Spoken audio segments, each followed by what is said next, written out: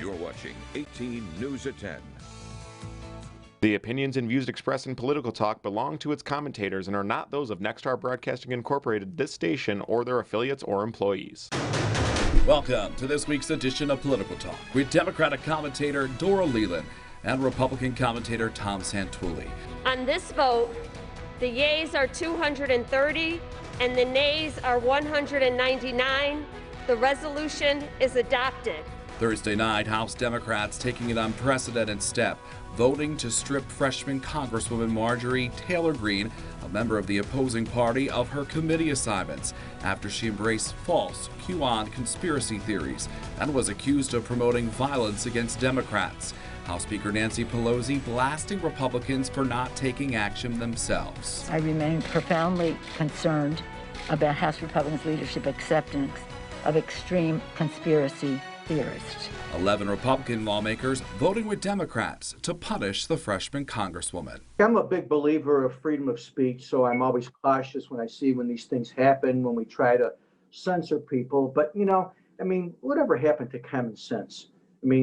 First of all, how does a person like that, if those are the thoughts that she used during her campaign and she was known for, how do you get elected in the first place?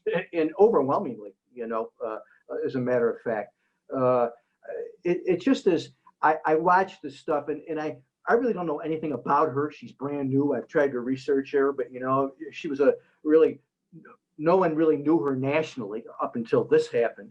And unfortunately, it's just one more piece that gets out there and makes people dislike each other more. And then the Democrat Party jumps on it, and I understand it. But then that creates more animosity, and then we start fighting between the two. Today, there's a story about Alexandria Ocasio-Cortez may have embellished the story when she was in the Capitol when that tragic day happened and what she said.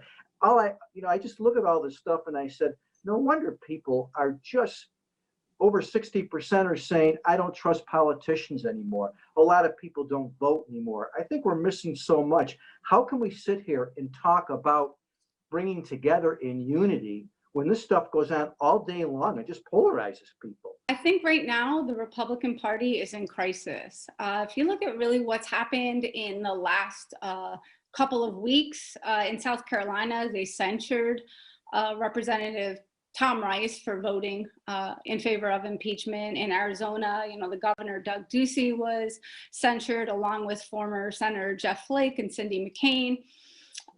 They go after Liz Cheney, the number 3, who really, in my opinion, is the embodiment of conservative values. She has a lifetime of service to the conservative party. And yet they give a pass to this relatively newcomer. She's been, Marjorie Taylor Greene's been in Washington for 4 weeks.